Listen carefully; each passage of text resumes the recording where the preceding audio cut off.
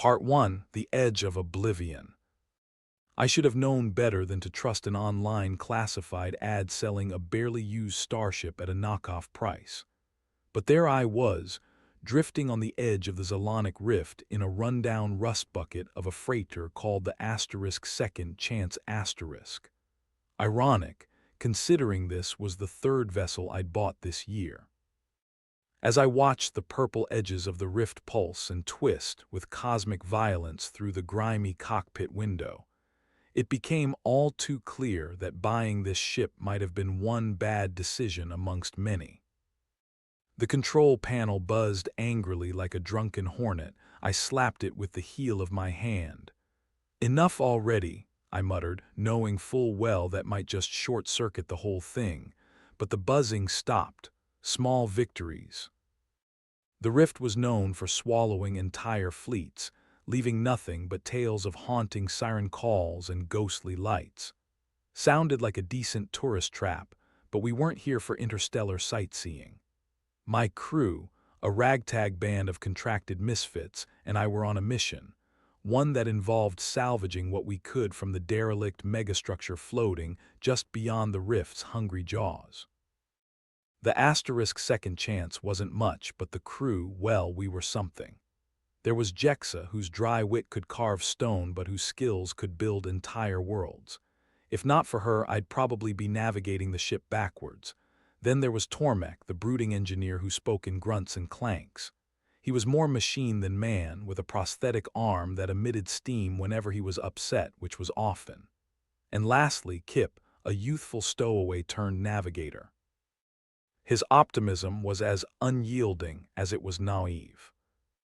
The derelict we were targeting had been identified as the Penumbra Station asterisk, an old orbital research hub that mysteriously lost contact decades ago. The air was thick with the promise of treasure or tragedy. I'd bet on the former, but with our luck, who knew? "Captain, sensors show unusual energy readings from the station," Kip announced, eyes glued to his screen. His voice, usually youthful and eager, had a tremor. "Unusual?" I asked, swiveling my chair lazily to face him. "Not the usual radiation spikes. It's rhythmic, almost musical." Jexa peeked over Kip's shoulder, her thick green hair falling like a curtain. "I hate musicals." Tormek grunted agreement, a metallic clang echoing his disdain. "All right, folks," I said, leaning forward. "We'll dock quick and quiet. Grab what we can and get out before the Rift decides it's snack time." With a chorus of reluctant nods, we approached the station. The docking bay doors were ajar, suspiciously inviting. I maneuvered the Second Chance with the finesse of a drunken space lizard, but it held. We glided in, the echo of our engines dying in the eerie silence of the abandoned station. The station's interior was a symphony of darkness and disarray. Flickering lights cast haunting shadows that danced across the metallic walls. As we disembarked, a chill crept along my spine, whispering tales of foreboding. It smelled like rust and old regrets. "Jexa, Tormek, you're with me. We'll hit the main control hub. Kip, stay on the ship. Keep an eye on the sensors and holler if anything you know tries to kill us." "Roger that, Captain," Kip replied, his naturally bright spirit momentarily dimmed by the haunting atmosphere. As we traversed the labyrinthine corridors, my pulse quickened with every creak and groan of the aging structure. The walls seemed to close in, whispering secrets long forgotten. It was then that we stumbled upon the first of the unexpected. In a chamber lined with inactive terminals, we found a creature, an alien life form unlike any I'd ever seen. It was a mass of swirling, luminescent tendrils that hovered in the air, its body a kaleidoscope of colors that shifted and twisted with an otherworldly grace. "Well, that's new," I remarked, trying to keep my voice steady. Jexa raised an eyebrow. "Should we call it Bob?" The creature didn't seem hostile, more curious, as it floated nearer, tentacles coiling and twisting like living art.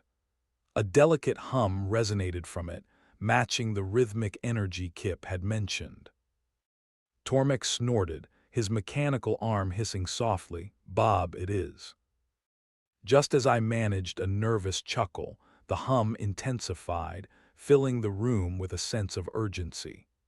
The terminal screens flickered to life, displaying streams of data in a language I couldn't decipher. The creature Bob seemed agitated, its colors flaring brightly. Instinctively, I reached out, and a tendril brushed my hand, sending a jolt of images, memories, flashing through my mind. Visions of scientists, experiments, and a cosmic tear ripping through space suffused my thoughts. It was a warning. "We need to get back to the ship," I said, urgency cutting through my voice like a blade. We retraced our steps, Bob following us, a spectral guide through the station's bowels. Each two. Our end of the corridor seemed longer, more daunting, as if the station itself conspired against us. As we neared the docking bay, the air filled with a heavy, tangible tension. The once welcoming bay doors now appeared menacing, like the jaws of a trap. That's when we saw it, the first hint of betrayal. Kip was gone, and the asterisk second chance was locked down. A blinking red light on the control pad signaled what we all feared. The ship's autolock had been activated from inside. "Kip, what have you done?" I muttered in disbelief, staring at the sealed vessel that was supposed to be our salvation. Bob hovered beside me, its colors a mix of sympathy and warning. Jexa's voice cut through the silence, sharp and dry. "I guess he's gone to join the musicals." Tormek growled low, the metallic arm whirring with frustration. We were trapped, betrayed by the youngest member of our crew, with an alien entity, a cosmic anomaly, and only a vague understanding of the danger enveloping us. Part of me wanted to laugh at the absurdity of it all, but only a small, hysterical laugh of disbelief fought its way up. "All right, plan B," I said, though truth be told, there wasn't really a plan B, there was only survival, ours and Bob's. And somewhere amidst all this, the truth behind the asterisk Penumbra Station's asterisk fate awaited, tangled in a web of deceit, cosmic power, and loyalties shattered. Part 2: Shadows of Betrayal. The docking bay felt colder now, the silence more oppressive, as if the station itself had drawn in a deep breath, waiting. We stood there, three souls and one alien anomaly, staring at the impassable barrier of the asterisk second chance asterisk. Kip's betrayal weighed heavily, turning our confusion into a volatile mix of anger and pity. "Do we even know why he did it?" Jexa asked, her voice as sharp as her gaze. "Does it matter?" Tormek grumbled, his mechanical arm clanging with irritation as he crossed it over his chest. "It matters to me," I replied, eyes locked on the locked hatch like a captain who refused to abandon ship. "Kip wouldn't just leave us here." Bob hummed beside us, its colors swirling in sync with the anxious energies that coursed through the station. It was more than a creature. It was a living mood ring, reflecting back our turmoil and secrets the station held. "Okay, we need to get into the ship. Suggestions?" I looked at Jexa and Tormek, hoping for a stroke of genius. Tormek rubbed his chin with a metallic claw. "Manual override on the external panel. Maybe I can fry the system." Jexa nodded thoughtfully, "And if you can't?" "Well, then we'd better hope Bob here knows how to fly a ship," Tormek replied with a rare smirk, gesturing to the swirling alien that hovered with an air of bemused detachment. I stepped closer to the sealed hatch, trying not to let desperation cloud my thoughts. The air felt charged, alive with unspoken truths and mysteries. Bob's presence was comforting, like an unexpected ally, its tendrils pulsing softly at my side. "Bob, can you help us?" I asked, feeling slightly absurd for talking to an alien bundle of psychedelic spaghetti. Its response was a warm surge of light that washed over the control panel. The lock word lights flickering, as if Bob's mere presence whispered to the circuitry. With a hiss, the hatch began to open. Tormek quirked an eyebrow, impressed. Guess we don't need a backup plan. Inside the ship, everything appeared intact, if a little too quiet. Kip was nowhere to be found. We spread out, searching the cramped corridors, our footfalls echoing like ghosts in the metal confines. Bob drifted after us, a spectral guide. It was Jexa who found the message. Her shout brought us all back to the cockpit, where the screen blinked with Kip's face frozen in mid-sentence, eyes wide with a mix of fear and determination. "I'm sorry," his recorded voice crackled through the speakers, full of static and regret. "I didn't have a choice. They have my sister." A chill swept over me, pity mingling with the sting of betrayal. Kidnappers, leveraging a young boy's loyalty, twisting it to their ends. It explained his actions, though it did little to alleviate the sting of his absence. Jexa shook her head, sympathy softening her features. Kid never said a word. Damn it, Kip. We sat in silence, contemplating our next move. Then Tormek cleared his throat, a sound like grinding gears. "So, we rescue the kid's sister. Simple." "Simple," I repeated, rolling the word around my mouth like a bitter pill. "And how exactly do we do that?" Bob's tendrils shivered, emanating an indigo glow that seeped into the ship's systems. I glanced at the control panel, where unfamiliar coordinates flashed into view. "Looks like Bob's got an idea," I said, a smile tugging at the corners of my mouth despite myself. We launched from the station, leaving the ominous glow of the Xylonic Rift behind.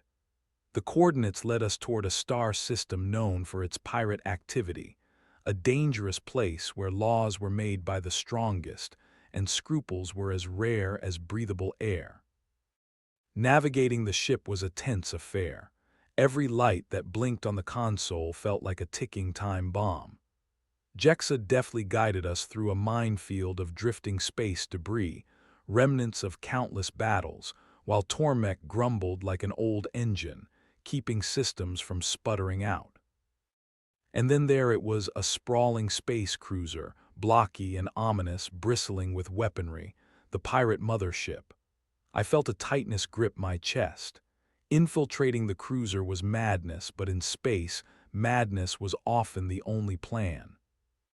I looked at my crew, Jexa, poised and unyielding, Tormek, steady as a rock, Bob, an ever-changing kaleidoscope of hope. "All right, folks, here's the plan."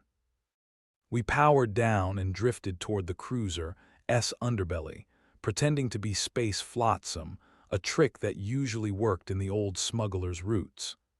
As we approached, tension crackled in the air, an electric anticipation that buzzed along my nerves. Our ship nestled into the cruiser's docking bay like a predator slipping into its lair. We had only moments to act before being discovered. I led the charge, my heart pounding like a faulty engine, as we breached the cruiser's airlock. Inside, the corridors were dimly lit, echoing with the distant thrum of the ship's monstrous engines. We moved quickly. Silently, Bob's glow guiding us through the gloom. The ship was a warren of twisting passages and hidden traps, but Bob's otherworldly intuition seemed to know just how to navigate its labyrinthine paths. We found them in a cell block, a group of huddled captives, including Kip's sister, her eyes wide with hope as we approached. She was young, defiant, with a fire in her gaze that looked familiar. I felt a surge of determination. "All right, let's get you all out of here." But as we made our way back, the ship shuddered with the ominous sound of alarms blaring through the corridors. Our stealth approach had finally been discovered. I cursed under my breath, picking up the pace as we dashed back through the ship, weaving between shadows and light, pursued by trouble we had no time to face. Let's hope Bob's got one more trick up his sleeve, Jexa quipped, her dry humor a buoy in the sea of chaos. Bob hummed, its light flaring in response, casting our path in radiant hues. The pirate cruiser seemed to groan under its own weight, the sound of pursuit dogging our every step. Back on the Asterisk Second Chance, we hastened to the cockpit, the rescued captives trailing after us. As the docking bay doors slid open, Tormek plunged us into a daring escape, engines flaring and propelling us into the vast expanse of space. The cruiser's weapons lit up the void, but Bob enveloped us in a shield of light, deflecting the assault with an alien grace. We sped away, the cruiser shrinking into the distance, a fading nightmare. As we breached the emptiness, leaving danger behind, I exhaled a breath I hadn't realized I'd been holding. We were free and Kip's sister safe. But the mystery of Bob, the forces that had threatened Kip, and the looming presence of the cosmic rift remained, waiting in the shadows. Whatever came next, I knew one thing. This crew, diverse and unexpected, was mine to protect, and this universe, vast and full of secrets, was ours to explore. Part 3. The Enigma's Heartbeat Asterisk. The vastness of space stretched endlessly before us, a tapestry of stars and mysteries. Behind us, the pirate cruiser dwindled to a speck, its threat momentarily eclipsed by the adrenaline rush of our escape. But the real question loomed ahead, unasked, yet echoing in our minds: what now? We had Kip's sister, but not Kip. And while he was safe within the encrypted clutches of a cosmic unknown, our journey was hardly over. The Asterisk Second Chance hummed softly, its systems running smoother than they had any right to, likely the handiwork of Bob. The alien entity had integrated into our lives more seamlessly than any of us expected. Its presence was almost reassuring, an ever-shifting beacon of calm amid the chaos. We gathered in the common area near the engine room, where the low thrum of machinery was a constant backdrop. Kip's sister, Leela, sat quietly, her petite frame reflecting a resilience that belied her youth. Jexa and Tormek stood on either side like protective sentinels, their expressions a mix of relief and resolve. "Thank you," Leela said, her voice steady despite the ordeals she'd endured.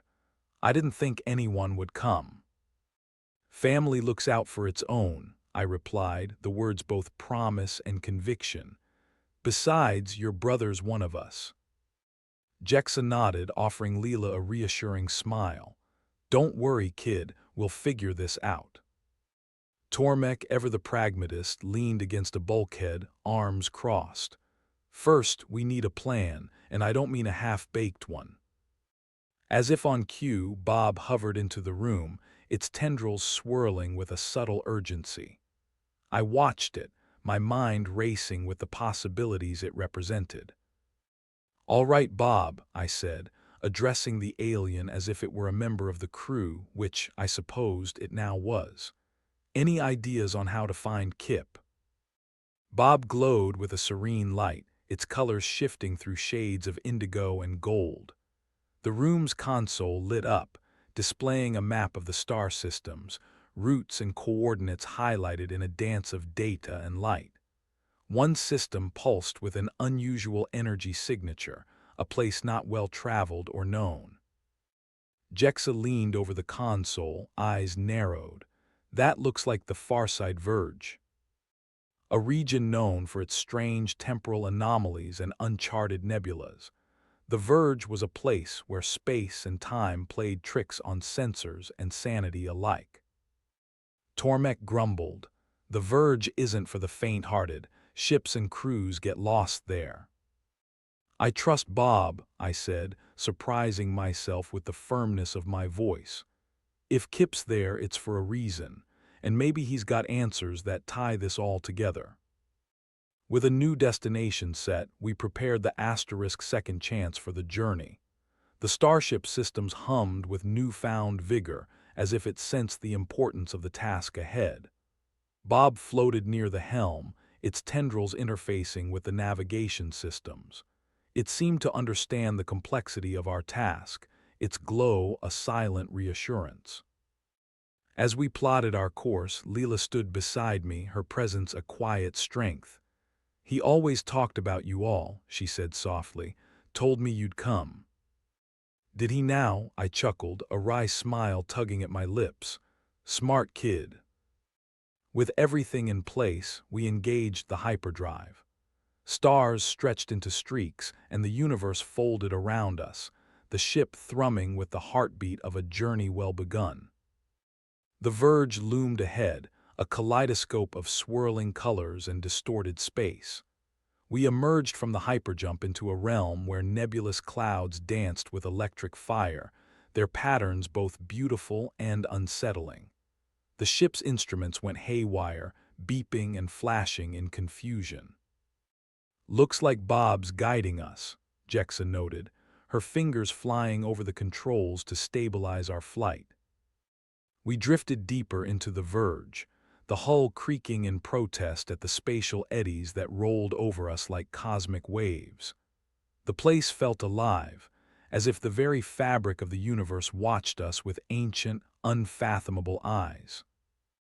It was then that we saw it, a massive structure suspended amid the chaos, a relic of a bygone era, its architecture unlike anything human hands could create. It pulsed with an energy that resonated with Bob's spectral glow, as if calling to its own. "My sensors can't make head or tails of it," Tormek grumbled, hammering the console gently with his fist. "More alien technology," Jexa mused aloud, her eyes reflecting the awe of discovery. As we approached, Bob drifted toward the airlock, a silent invitation to follow. I took it as a sign this place held answers. The second chance docked with an eerie grace, and we outfitted ourselves for the exploration of this enigma. Inside, the structure was an awe-inspiring blend of organic and mechanical, its corridors pulsing with a luminescent energy that seemed to be the building's lifeblood. The air thrummed with potential, the silence pregnant with secrets waiting to be unspooled. Bob led us to a central chamber, its he. RT, where a console blinked with the same rhythmic energy that seemed to pulse through the verge itself. Here, the air was thicker, charged with a sense of purpose. As I stepped closer, images flared to life across the chamber's walls, projections of distant worlds, interconnected by threads of light. Threads that Bob seemed to manipulate, weaving them into a tapestry of possibilities. "Looks like a map," Jexa observed, her voice filled with wonder. "Yes," I replied, my eyes tracing the intricate connections. "And I think Kip is the key." The revelation hung in the air, heavy with the weight of our journey. A journey that now promised not just salvation for Kip, but answers that reached beyond the limits of our galaxy, into the very heart of the universe's mysteries. With Bob as our guide, we stood at the threshold of discovery, ready to unravel the enigma that held the cosmos in its thrall. The verge, with its secrets and promises, awaited us, and as we prepared to dive deeper, I couldn't shake the feeling that our greatest challenges and our most profound revelations were still ahead. Part 4: Echoes of the Infinite. The pulsating chamber seemed alive, a cosmic heart beating with the universe's secrets. The soft glow illuminated our faces, casting shadows that danced with the silent mysteries of antiquity. Bob hovered at the room's center, its tendrils weaving through the spectral map, an interstellar cat's cradle that spun stories of distant stars and forgotten realms. Jexa, always the keen observer, leaned in closer to the projections. "These are pathways," she said, tracing the glowing lines with a finger, her expression a tapestry of curiosity and awe. "If we follow these, we might find where Kip has gone." Tormek grunted, his skepticism heavy in the charged air. "And if these pathways lead us directly into a star, or a black hole. I met his gaze, seeing the worry etched in the hard lines of his face. We risk it. Kip's out there somewhere, and whatever this place is, it's showing us a path for a reason. Bob's glow intensified, bathing us in a reassuring luminescence. Perhaps it understood more about these cosmic threads than we did, an ancient traveler in an even older universe. Leela stood beside me, her youthful determination a beacon amidst the uncertainty. "Then we follow," she said, her voice steady. "We don't leave Kip behind." With a nod, we prepared the asterisk second chance for what would be a voyage into the unknown, following the threads of energy that extended into the maw of the Verge. As we navigated back to the ship, the structure around us echoed with a faint hum, a farewell or perhaps a promise of return. The ship thrummed to life, its systems echoing the steady rhythm that Bob had subtly infused into our journey. Stars stretched and bent as we engaged the drive, the Verge's kaleidoscope swallowing us whole. The path wasn't a straight shot. Our route twisted through the fabric of space, a serpentine dance that felt simultaneously perilous and predestined. The ship's sensors struggled to keep pace, overwhelmed by the spatial anomalies that toyed with their finely tuned instruments. "I'm starting to think this place is less a star map and more a cosmic funhouse," Jex quipped, her hands deftly adjusting the controls.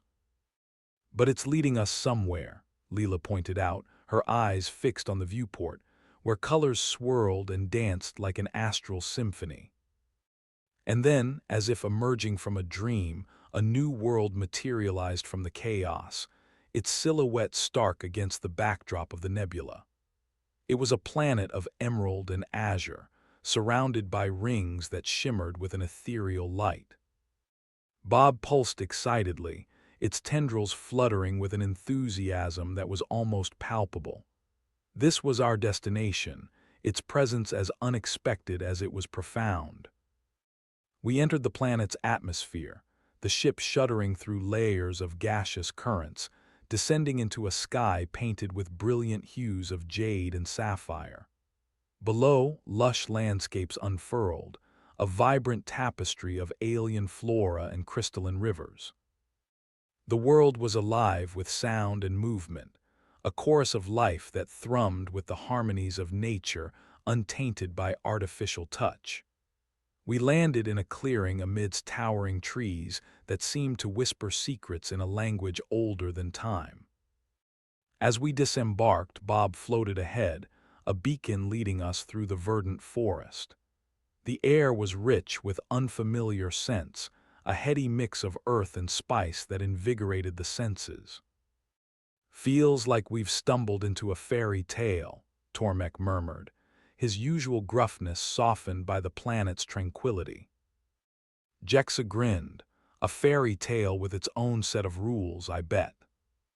We followed Bob down a winding path, each step resonating with the planet's pulse.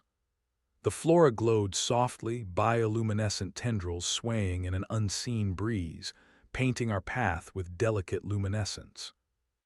It was then that we encountered them, the first intelligent life forms of this world. They emerged from the trees, ethereal beings of light and form, their bodies shifting with the colors of the forest. They communicated not with words but with music, a symphony of thoughts that resonated within our minds. Bob's colors shifted in response, a harmonious exchange that transcended language. Through this silent dialogue, I sensed that they knew of Kip, that he had passed this way. "Captain," Jexa said, her eyes wide with wonder, "they know Kip, they've seen him." One of the beings, its form more defined, approached Lila, a melody echoing in her mind. Her eyes welled with tears, not of sadness but of overwhelming relief. "They're saying he's safe," she whispered, her voice choked with emotion. He's waiting for us." The being gestured toward a distant mountain, its peak hidden in clouds that glowed with an inner light. It beckoned us onward, its song a gentle urging that filled us with hope. We pressed forward, the journey now a pilgrimage of sorts, guided by the harmonious light of our enigmatic hosts. The path wound through valleys and AC. Ross rivers that sparkled like diamond dust under the warm sun, each step a cadence in the symphony of this world.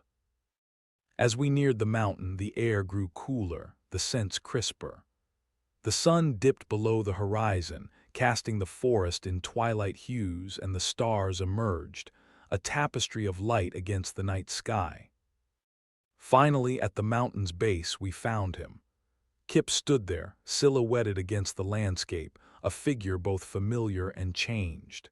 His eyes met mine, and in that moment the universe seemed to hold its breath. He ran to us, swept up in a reunion that was both pendulum and pivot, a moment of heartfelt chaos that suddenly made everything feel right. Leela embraced her brother, and I watched, heart full, as the threads of our journey wove tighter.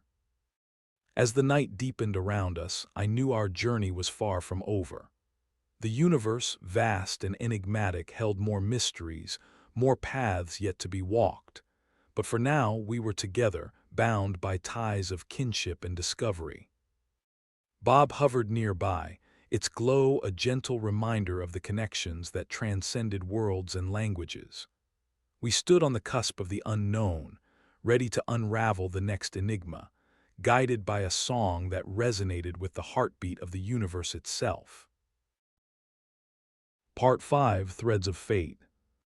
The reunion with Kip was a moment suspended in time, a confluence of relief and renewal that wove us tighter into the tapestry of this strange and beautiful world. Yet, like all moments, it passed, leaving us with the vastness of possibilities spread out before us. As dawn's first light gently painted the sky, we found ourselves gathered around a small fire, the warmth a comfort against the cool morning air. Kip, now safely nestled between Leela and Bob, shared the story of his journey. "I followed Bob's trail," Kip began, his voice no longer shaken but strengthened by the trials he'd faced. "It led me here. These beings, they call themselves the Etherlights. They've been watching us, learning from us." The Etherlights, ethereal in the growing light, stood at the edge of the clearing, their presence as graceful as the morning breeze. Their light was softer now, their forms blending seamlessly with the forest's waking hues. "They've shown me things I can't quite put into words," Kip continued, his eyes reflecting both wonder and wisdom beyond his years. "This planet, this place, it's alive in a way I never understood before." Jexa nodded, her expression thoughtful. "It's like everything here is connected, part of the same song." The Etherlights, as if responding to Jexa's words, sang a gentle melody that resonated through the air, wrapping around us like a protective embrace. Tormek, ever the pragmatist, cleared his throat. "Sounds beautiful, but why bring us here? What do they want from us?" Kip looked to Bob, their connection almost palpable. "They seek harmony, balance," he said. "This world, the verge, it's like a nexus, a meeting point of realities, and it's out of sync." A chill ran through me, the gravity of his words settling in. Out of sync how? "The cosmic anomaly from the rift, it's leaking here," Kip explained, his brow furrowed in thought. "The Etherlights think it's causing disruptions, disturbances that could rip the verge apart." The implications were staggering, a threat not just to this world but potentially to the fabric of space itself. I felt a familiar weight settle on my shoulders, the burden of responsibility. "We need to fix it then," I said, the decision feeling both daunting and inevitable. "Whatever it takes." The Etherlights seemed to understand, their song rising in a crescendo that infused us with determination. We set our course for the source of the disturbance, the pathway leading us deeper into the planet's heart. We navigated through dense forests and across crystal-clear streams, the landscape echoing with the vibrant life of this world. The ether lights guided us, their presence a constant reassurance as we journeyed toward the unknown. At last, we arrived at a vast canyon, its depths obscured by a swirling mist that shimmered with the colors of the nebula. The air felt charged, alive with the energy of the anomaly threading through it.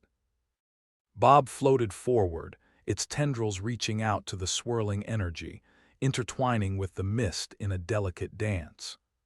The ether lights surrounded us, their light weaving a protective cocoon that shielded us from the growing instability. "This is it," Kip said, his voice barely above a whisper, the enormity of the task before us evident.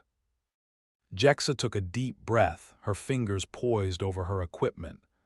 "We'll need to stabilize the rift, sync its energy with the verge." Tormek nodded, his mechanical arm already interfacing with the handheld systems he carried. "I've got the frequency modulator ready. Just give me the signal." Together we worked, each of us attuned to the task at hand, a symphony of intent and purpose. As we synchronized our efforts, Bob's light intensified, merging with the ether lights, song in a symphony that resonated with the fabric of the universe itself. The ground trembled, a deep rumble that grew to a crescendo, and for a moment I feared we had failed. But then, like the receding tide, the energy withdrew, the anomaly's chaotic pulse transforming into a gentle rhythm that harmonized with the world around it. The mist dissipated, revealing the canyon in all its breathtaking grandeur. The ether lights' song shifted, a melody of triumph, as their light intertwined with Bob's in a dance of gratitude and hope. We had done it, restored balance to this world and perhaps set right a resonance that extended beyond the verge. As we stood there basking in the harmony we had helped create, I felt a profound connection to the universe, a sense of belonging to something greater than myself. This world of wonders had imparted a lesson as ancient as time itself, that every action, every choice, reverberated through the cosmos, shaping the world in ways both seen and unseen. I looked at my crew, Jexa, Tormek, Kip, Layla, and at Bob, our unlikely guide and ally. In their faces I saw not just relief but a shared understanding, a silent vow to protect the interconnectedness that bound us all. And as we began our journey back to the Second Chance Asterisk, I knew that while our adventure here had reached its conclusion, the universe held countless more paths for us to explore. Paths that would lead us through the stars, where the echoes of the infinite awaited, whispering stories of discovery, unity, and the indomitable spirit of those who dared to dream beyond the horizon. Part 6: Guardians of Stardust. As we retraced our steps through the verdant labyrinth of the etherlight world, the air hummed with a serene vitality. The crisis averted, the landscape seemed to breathe with renewed vigor, each leaf and stream harmonizing with the cosmic balance we'd helped restore. The etherlights lingered at the edges of our path, ethereal silhouettes woven from light, their presence a gentle reminder of the universe's boundless mysteries. Back aboard the Second Chance Asterisk, the atmosphere was buoyant, the ship's systems humming with an efficiency that spoke of Bob's subtle touch. We gathered in the common area, exhaustion mingling with exhilaration as we pondered our next steps. "Feels like we've just completed a cosmic jigsaw puzzle," Jexa remarked, her eyes alight with the afterglow of adventure. "But the box lid's still missing," Tormek replied, his voice a rumble of dry humor. Kip, seated beside his sister, nodded thoughtfully. The ether lights hinted at more anomalies cropping up, similar but different. We might have just scratched the surface. Leela, her spirit unbowed by recent events, added, "If we could help here, maybe we're meant to do more. Like guardians." I considered her words, the weight of our potential responsibility settling like stardust on my conscience. We had stumbled into this role, but perhaps it was a calling we couldn't ignore. Bob drifted into the room, its colors shifting with a soft, rhythmic pulse that seemed to echo Leela's sentiment. Our silent companion, its presence had become a thread woven into the fabric of our crew. Just then the ship's console beeped with an incoming transmission, a familiar frequency that sent a ripple of anticipation through us. I moved to the control panel, engaging the comm system. The holographic image of Commander Arlen, our erstwhile ally and sometime thorn in my side, flickered into view. "Captain," Arlen's voice was a balanced mix of warmth and command. "Heard about your little escapade. Seems you've caught the attention of some very influential entities." I raised an eyebrow, glancing at Kip and Leela, then back to Arlen. "Influential. We were just trying to keep the universe from unraveling." Arlen's holographic form nodded. "Precisely why the Astral Coalition is interested. They want to offer you an opportunity, a position within their exploratory division. We could use a team like yours." The Astral Coalition, a vast network of systems dedicated to exploration and peacekeeping across the galaxy, was known for its resources and reach. The offer was tempting, a chance to expand our mission beyond the boundaries of chance encounters. Jexa leaned over my shoulder, her voice a stage whisper. "That means funding, supplies, and no more converting our sofa to anti-pirate laser arrays." Tormek snorted, crossing his arms with a metallic clank, "and maybe a decent coffee machine." I considered the offer, the implications of aligning ourselves with a structured organization, even one as respected as the Coalition. Bob hovered closer, its tendrils brushing lightly against the console, as if sensing the gravity of the decision. "We're a bit unorthodox for a structured outfit like yours, Arlen," I said, meeting his gaze. "But we'll consider it." "Take your time," Arlen replied, a smile tugging at the corners of his mouth. "But don't take too long. The universe waits for no one." The transmission ended, leaving us in contemplative silence. Kip was the first to break it, his youthful insight cutting through our indecision. "We've seen what's out there. Maybe we can do more good with their help." Leela nodded in agreement, her eyes on Bob. "And Bob can teach them things too, ways to connect with worlds and lives they've never understood."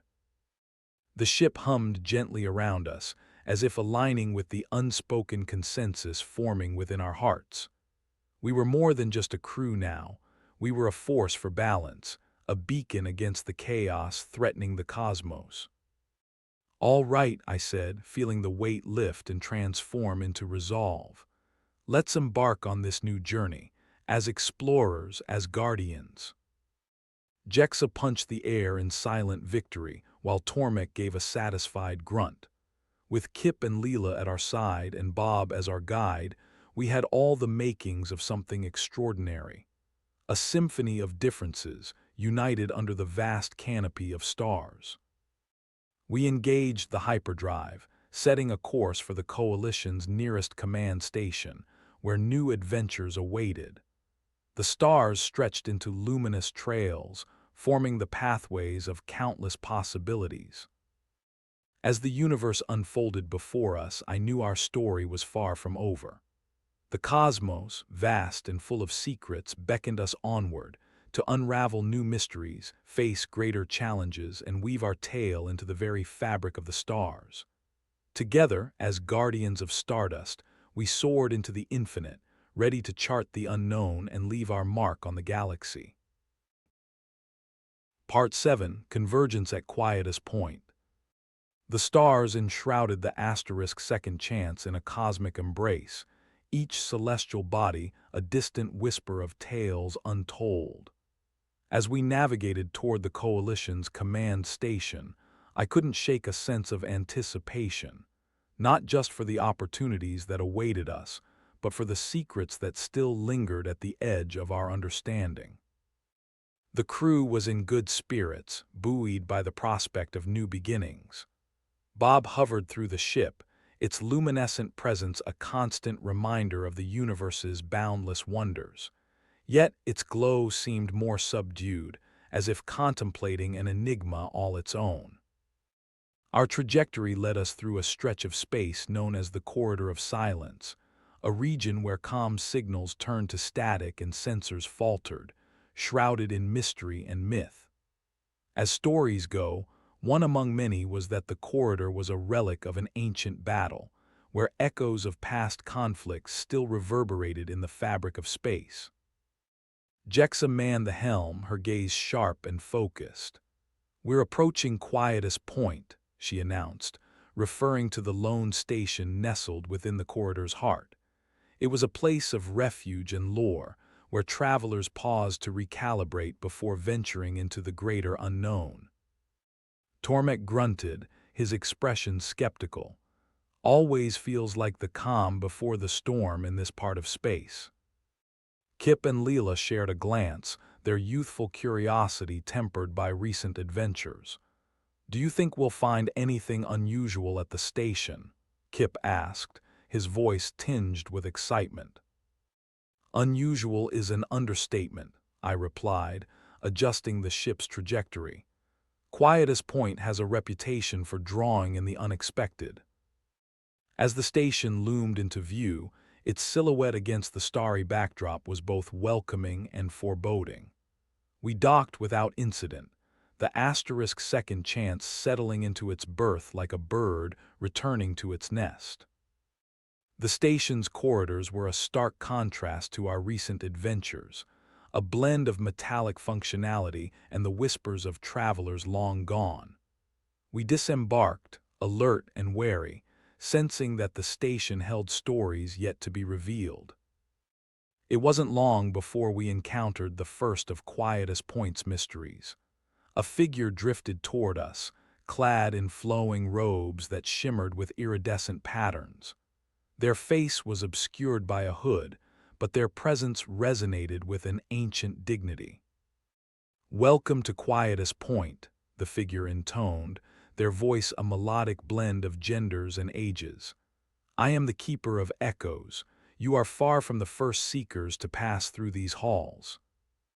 I inclined my head, recognizing not just a figure of authority but of wisdom. "Thank you.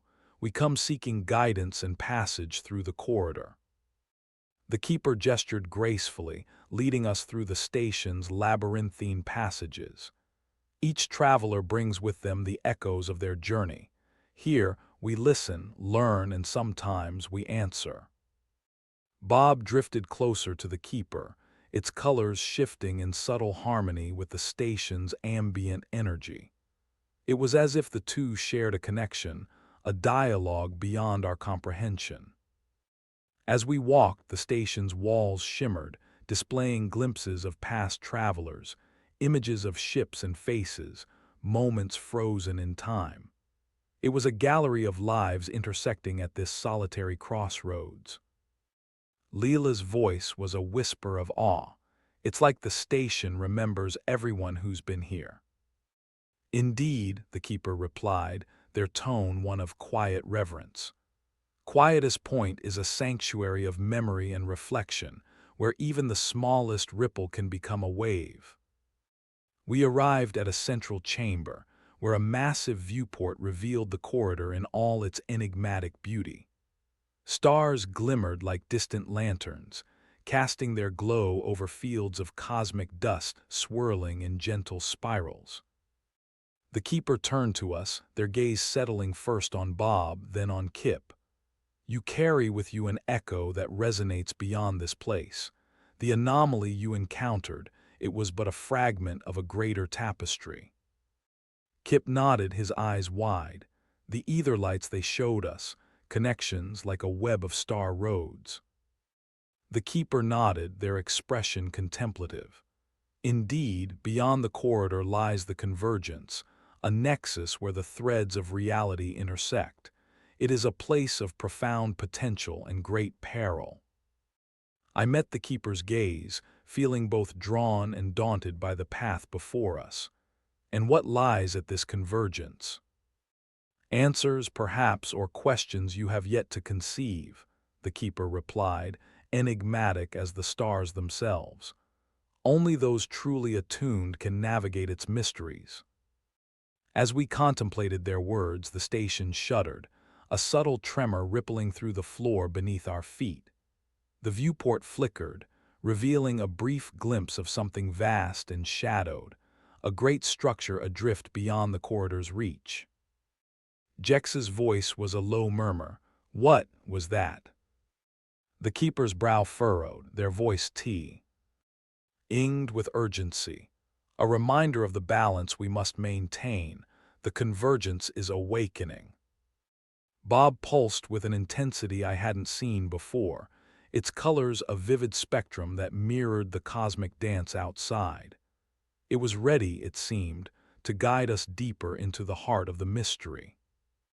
The choice lay before us, clear yet daunting, to step beyond the threshold of quietest point toward the convergence and the secrets it held. It was a path that promised discovery but demanded courage. As we prepared to embark, I felt the weight of our journey settle into a steadfast resolve. Together, we would venture beyond the corridor, embracing the unknown with the spirit of explorers and the hearts of guardians. The asterisk second chance awaited, its systems alive with anticipation. We boarded, our spirits lifted by the promise of the convergence and the echoes of all those who had come before. With the stars as our guide and the universe as our canvas, we set forth into the corridor of silence, ready to weave the next chapter of our story, a tale of unity, discovery, and the enduring quest for understanding among the stars. Part 8: The Veil of Convergence. We left quietest point behind, the station's light dwindling to a distant flicker as we plunged into the corridor of silence. The ship's hull vibrated with a low hum, a counterpoint to the vast stillness that enveloped us. It was a silence thick with anticipation, as if the universe itself held its breath in the presence of approaching revelations. As we neared the convergence, the stars began to blur, their shapes twisting into unfamiliar constellations.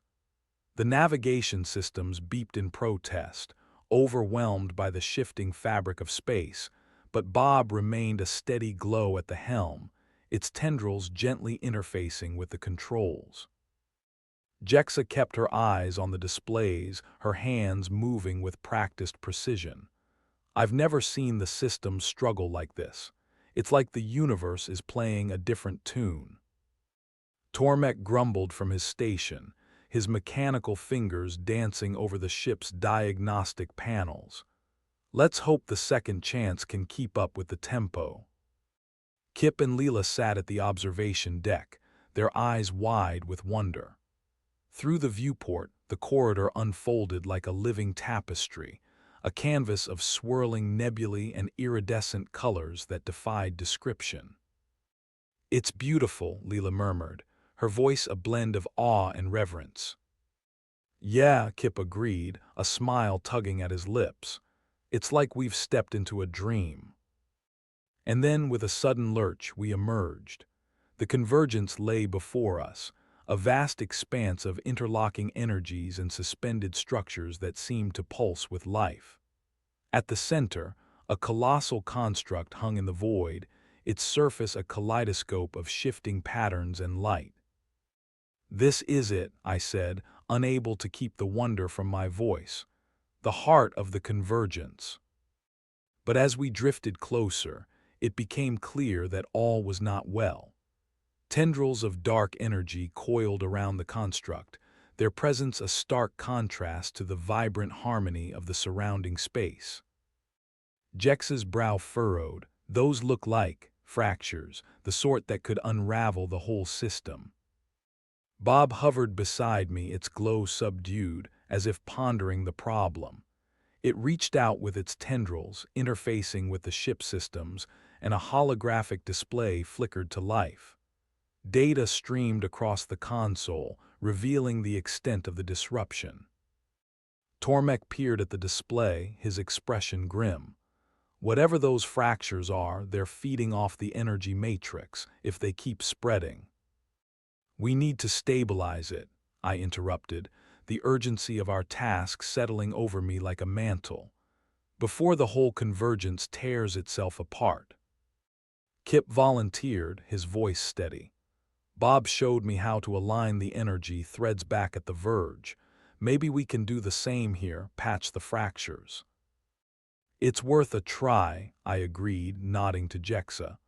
Prepare the systems for an external interface. We'll need to get as close as possible. The ship's engines flared, propelling us toward the construct's surface. The air was thick with tension, the dark tendrils writhing ominously as we approached, but we pressed on, undeterred by the looming threat. As we neared, Bob extended its tendrils, connecting with the construct. The ship shuddered, and I felt a pull, not just physical but something deeper, as if the convergence itself reached into the core of my being. Images and sensations flooded my mind, a tapestry of possibilities, each thread a pathway through time and space. I saw civilizations rising and falling, stars igniting and fading, echoes of choices that rippled across the cosmos. Kip's voice broke through the haze, a lifeline tethering me to reality. We need to focus on the pattern the way the Etherlights taught us. Together, we worked to synchronize the ship's systems with the construct, weaving our intentions into the fabric of the convergence. The fractures resisted, a stubborn darkness that sought to unravel our efforts, but with Bob's guidance, we persisted. Slowly, the tendrils of energy began to realign, their chaotic dance shifting into harmony. The fractures pulsed, resisting, then relented, their dark grip loosening as the convergence stabilized. With a final surge of determination, we initiated the synchronization, the energies merging in a blaze of light that banished the shadows. The construct thrummed with renewed vitality, its surface gleaming with a radiant glow. The convergence held, its balance restored, and the universe exhaled in relief. As the ship drifted free of the construct's gravity, the crew erupted into cheers, the tension giving way to elation. Bob's glow pulsed with a triumphant radiance, its tendrils weaving a dance of celebration. We had done it, restored the harmony of the convergence, safeguarding the delicate balance of realities intertwined. Yet amidst our victory, a new awareness settled over us, the echo of a promise yet to be fulfilled. For the universe was vast and full of wonders, and we, as guardians of scent, Ardust were its stewards, tasked with protecting the fragile beauty of existence.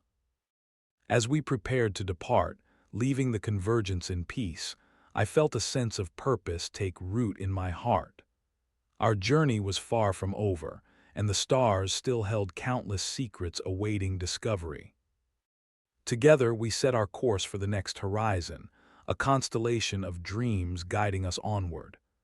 The universe was our canvas, and with each step, we painted a legacy of unity, courage, and hope among the stars. Part 9, Whispers of the Eternal Asterisk. We lingered in the ethereal embrace of the convergence, the stars now a familiar constellation, each one a silent witness to our journey. The asterisk's second chance glided through the tranquil void, its systems resonating with the cosmic harmony we had restored.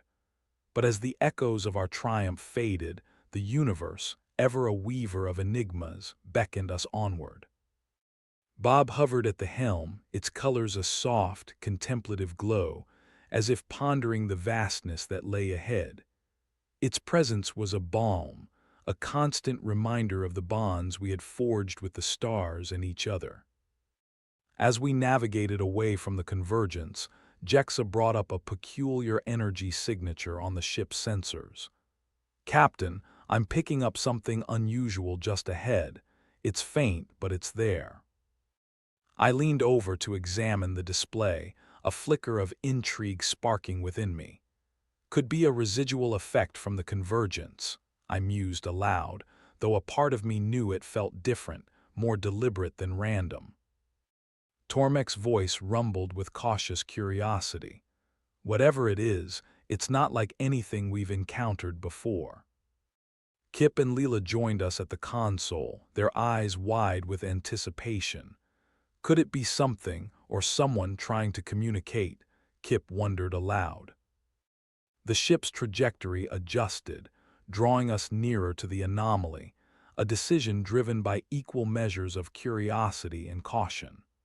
The stars whirled and danced as we approached the epicenter of the mysterious signal.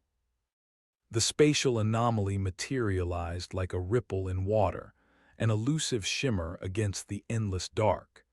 It was an anomaly in the cosmic tapestry, its presence a haunting whisper of possibilities just beyond our grasp. Bob floated nearer, its tendrils reaching out in a silent symphony that harmonized with the anomaly's subtle pulsing.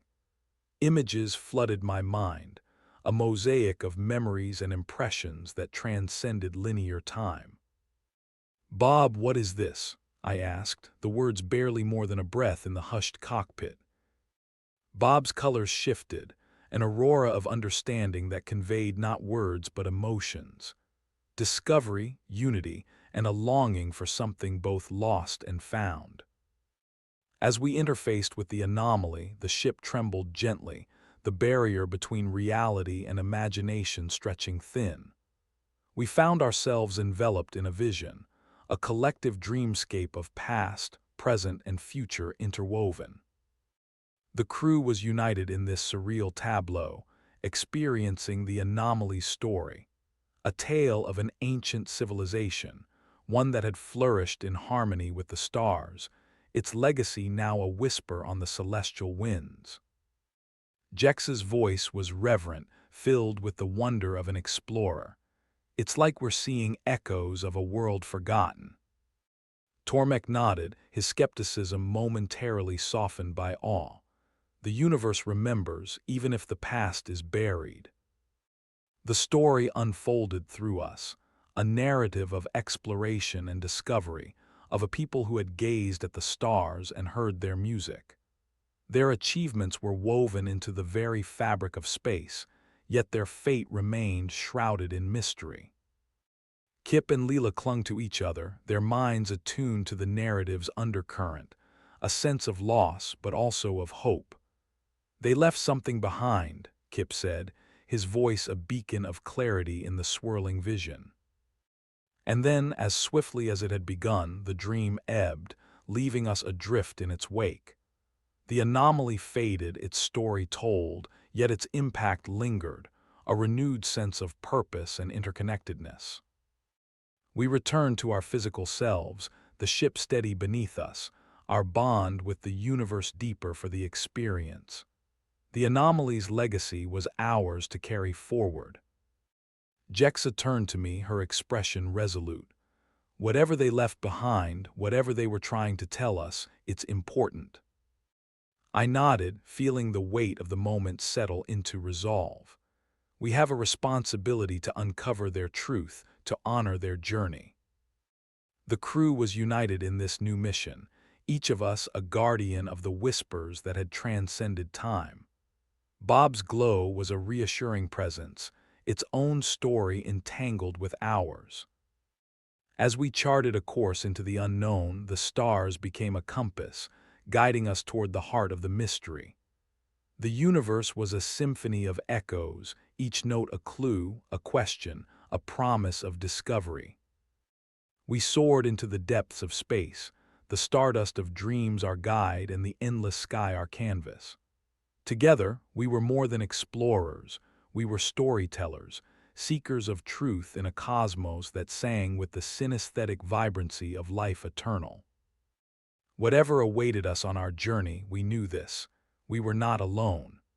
The universe, in its infinite wisdom, had opened its arms to us, revealing a path paved with the brilliance of stars and the whispers of the eternal. Part 10. The Celestial Mosaic. The asterisk second chance hummed with a newfound purpose, its systems in sync with the cosmic dance we had stumbled upon. Each star we passed seemed to wink in knowing approval, an unspoken promise of the wonders still hidden in the universe's grand tapestry. Bob, ever a guardian of secrets, floated serenely through the ship, its tendrils trailing threads of light that seemed to write songs in the air. These melodies wove through us, lifting our spirits as we sailed deeper into the unknown. The signal that had sparked our journey was now a beacon drawing us toward an uncharted region of space. The coordinates Bob provided aligned with the ancient civilization's whispers, a place where their story might find resolution. Jexa, her gaze fixed on the navigational data, leaned back in her seat, her expression thoughtful. These readings suggest an artificial structure ahead. It's massive and doesn't match any known designs. Another relic of the ancients, Kip suggested, his excitement infectious. Tormek adjusted his mechanical arm, the soft whirring of familiar comfort. Let's hope it's not another ghost ship. I've had my fill of those. As the structure came into view, it was apparent that this was no ordinary relic. It was an astronomical mosaic, a sprawling construct of interlocking platforms and towers that shimmered with an internal luminescence. In the depths of space, it was as if the stars themselves had been woven into its design. Leela's voice was a breathless whisper. It's like a city among the stars. Indeed, the construct stretched out before us, a testament to a civilization that had dared to dream beyond its planetary confines. The platforms glowed with an inner light, their patterns shifting in a mesmerizing dance. We docked cautiously, the asterisk second chance settling gently onto a platform that hummed with ancient energy.